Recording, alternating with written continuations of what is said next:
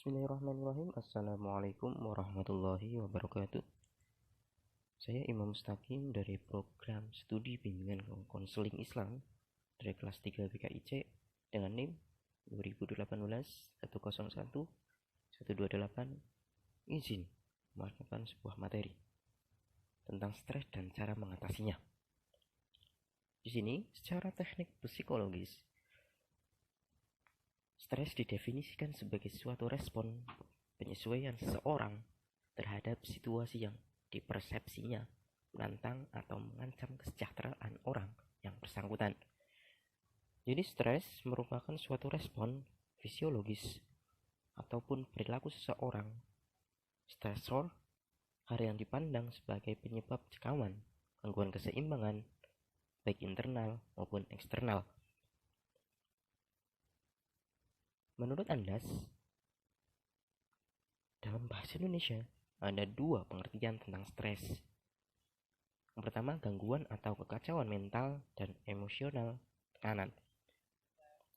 Dalam pengertian ini, kita bisa diperjelas bahwa stres bersifat subjektif, sesuai persepsi orang yang memandangnya. Dengan perkataan lain, apa yang mencekam bagi seseorang belum tentu dipersepsi mencekam bagi orang lain. Mungkin Anda bertanya-tanya, mengapa stres lebih banyak dialami oleh remaja? Hal ini disebabkan remaja cenderung memperhatikan citra tubuhnya, rentan mengalami peristiwa yang penuh stres, mengalami tekanan dalam penyesuaian diri dalam berinteraksi dengan orang lain. Hinton mengatakan bahwa masa remaja merupakan masa perubahan hormonal, perubahan tingkat dan pola hubungan sosial, sehingga remaja cenderung mempersepsikan orang tua secara yang berbeda. Selain itu, masa pertumbuhan remaja jarang yang berlangsung secara lancar. Remaja yang mengalami depresi akan menjadi apatis dan menyalahkan dirinya sendiri, sehingga merasa enggan untuk mencari pertolongan. Lalu, apa saja faktor-faktor penyebab dan dampak dari stres itu sendiri? Ada 3 sumber utama bagi stres. Yang pertama, lingkungan.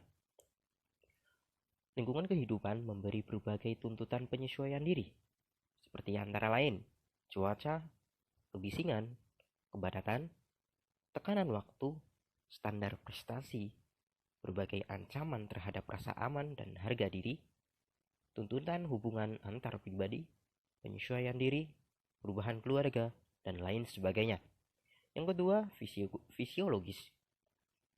Perubahan kondisi tubuh dalam masa remaja, haid, hamil, proses menua, kecelakaan, kurang gizi, kurang tidur, tekanan terhadap tubuh. Lalu ada reaksi tubuh. Reaksi terhadap ancaman dan perubahan lingkungan mengakibatkan perubahan pada tubuh kita yang akan menimbulkan stres. Yang ketiga adalah pikiran kita. Pikiran menginterpretasi dan menerjemahkan pengalaman perubahan dan menentukan kapan menekan tombol panik.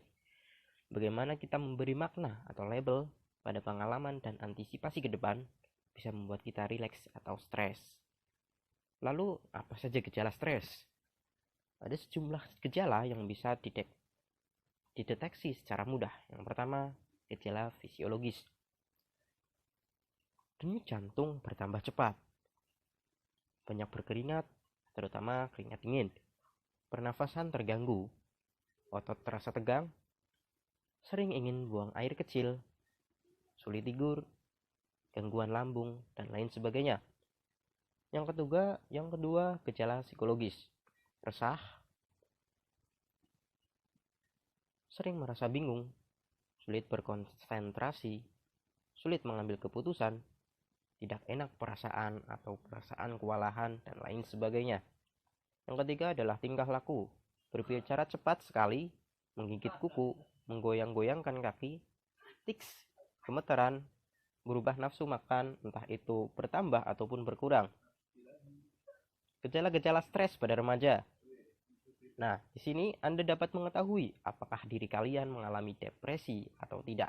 Maka Anda perlu mengetahui gejala-gejala depresi pada remaja. Bagaimana gejala-gejala stres yang dialami oleh remaja? Ada beberapa gejala-gejala depresi pada remaja. Yang pertama, kehilangan minat dan kegembiraan pada setiap hampir semua aktivitas, dan hal ini terjadi setiap hari. Yang kedua, berat badan mengalami penurunan, padahal tidak sedang melakukan diet, atau justru mengalami peningkatan berat badan lebih dari 5% dalam setiap bulannya, atau mengalami penurunan atau justru peningkatan pada nafsu makan setiap hari. Yang ketiga, mengalami insomnia atau kesulitan dalam tidur, atau hipersomnia, suka tidur dan lebih banyak tidur hampir setiap hari. Yang keempat, mengalami penurunan minat dalam melakukan aktivitas yang terjadi hampir setiap hari dan kehilangan energi hampir setiap hari. Yang kelima, dirinya merasakan tidak berharga atau merasa bersalah yang berlebihan. Yang keenam, kehilangan kemampuan untuk berpikir dan berkonsentrasi. Yang ketujuh, munculnya perasaan sedih hampir setiap hari. Yang kedelapan, munculnya pikiran-pikiran tentang kematian, ide bunuh diri yang berulang tanpa rencana, atau adanya usaha percobaan bunuh diri. Dampak akibat dari stres. Dampak stres dapat dibedakan menjadi 3 kategori. Yang pertama, dampak fisiologis. Yang kedua, dampak psikologis. Yang ketiga, dampak perilaku behavioral. Yang pertama, dampak fisiologis. Secara umum, orang yang mengalami stres mengalami sejumlah gangguan fisik seperti mudah masuk angin, mudah pening-pening, kejang otot atau kram, mengalami kegemukan atau menjadi kurus yang tidak dapat dijelaskan. Juga bisa menderita penyakit yang lebih serius seperti hipertensi dan seterusnya. Secara rinci dapat diklasifikasikan sebagai berikut. Yang pertama, gangguan pada organ tubuh. Otot tertentu mengencang ataupun melemah, tekanan darah naik, kerusakan jantung dan arteri, sistem pencernaannya atau bisa dikategorikan seperti MAH dan diabetes. Yang kedua, gangguan pada sistem reproduksi. Tertahannya menstruasi bagi perempuan, kegagalan ovulasi, imputen pada pria, kurang produksi semen pada pria, kehilangan gairah seksual. Yang ketiga, gangguan pada sistem pernafasan, bisa asma atau bronkitis. Yang keempat, gangguan lainnya seperti pening atau migrain, tegang otot, rasa bosan, dan lain sebagainya. Lalu yang kedua adalah dampak psikologis. Keletihan emosi, jenuh. Penghayatan ini merupakan tanda pertama dan punya peran sentral bagi terjadinya burnout.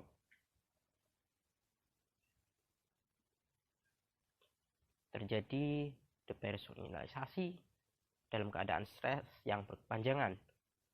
Seiring dengan kelelahan atau keletihan emosi, kita dapat melihat ada kecenderungan yang bersangkutan memperlakukan orang lain sebagai sesuatu ketimbangan seseorang.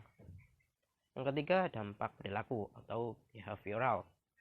Manakala stres menjadi distress, prestasi belajar akan menurun dan sering terjadi tingkah laku yang tidak diterima oleh masyarakat. Level stres yang cukup tinggi berdampak negatif pada kemampuan mengingat informasi, mengambil keputusan, dan langkah yang tepat. Lalu cara dalam menangani stres. Untuk mencegah mengalami stres, setidaknya ada 3 lapis. Yang lapis pertama, primary prevention, dengan cara merubah cara kita melakukan sesuatu. Untuk keperluan ini, kita perlu memiliki skill yang relevan, misalnya skill mengatur waktu, skill menyalurkan, skill mendelegasikan, skill mengorganisasikan, skill menata, dan lain sebagainya. Lapis kedua, secondary prevention. Strateginya kita menyiapkan diri menghadapi stressor dengan cara exercise, diet, rekreasi, istirahat, dan seterusnya. Lapis ketiga, tertiary prevention. Strateginya kita menangani dampak stres yang terlanjur ada. Kalau diperlukan, meminta bantuan dari orang lain atau orang yang lebih profesional. Sekian, terima kasih. Saya Imam Mustaqim, izin undur diri. Assalamualaikum warahmatullahi wabarakatuh.